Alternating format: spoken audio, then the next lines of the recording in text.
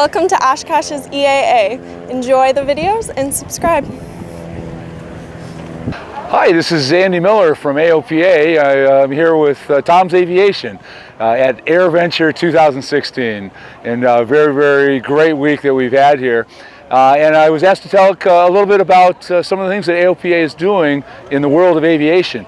And of course, this is an especially exciting week for us because just recently we've had the major change in the medical situation, and what we call the third-class medical, or the driver's license medical, that's been approved by Congress, and FAA is going to go ahead and get moving on that, and pretty soon a lot more people are going to be able to fly airplanes like this one than was possible for many, many years.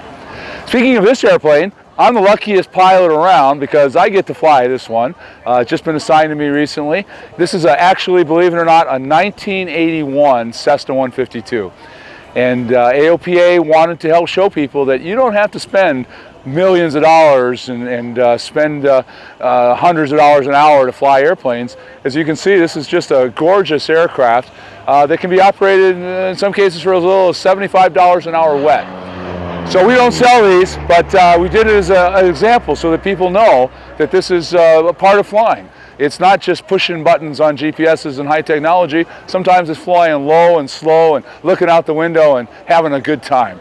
And this airplane can do that very well. In addition to that, it's a great place to learn to fly too. It's a great trainer. I can tell you that as a flight instructor.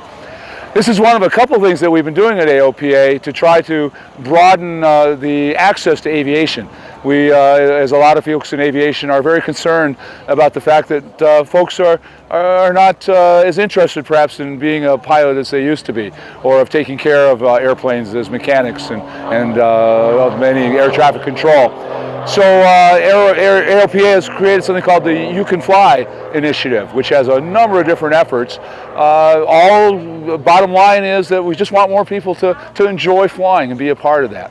One of them is helping folks get together and share the cost. One of the best ways to make flying affordable is to share the cost with some other people. Pretty hard to fly an airplane every day of the week, and it's bad for airplanes, honestly. It's much better if we share the airplane and somebody else takes turns and we share those costs, and again, make that much, much more affordable. Plus, you now have some airplane friends, and that's important too. Another thing we've been doing is trying to get some of those folks that have pilot's licenses, but they left flying for whatever reason. Sometimes medical, and now that's changing because of this recent legislation, but also sometimes other reasons. Family, life gets in the way, as they say.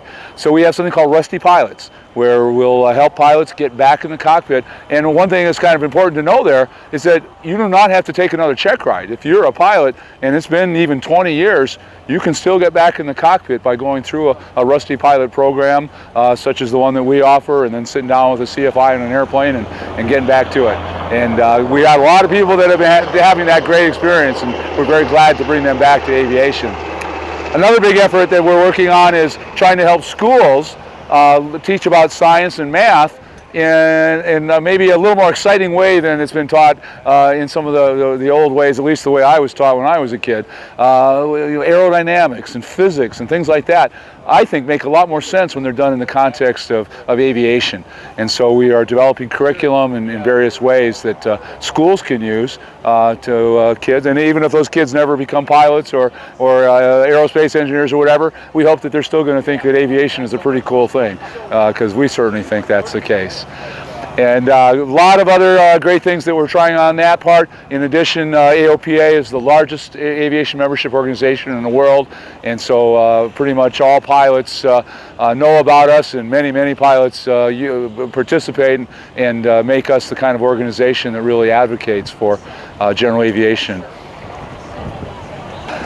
You might be seeing this yellow plane or one like it all over the country. We have 4 of these in different locations that we take to fly-ins and air shows and open houses, airport open houses. And if you see one, please try to find the ambassador.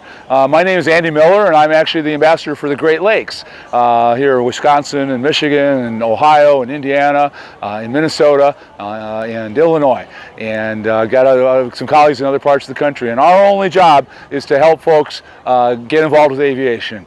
So please come see us. Please, please, please subscribe. We appreciate it. So now, Astronauts, it's time to stand up, move forward, and get ready. The show is about to begin.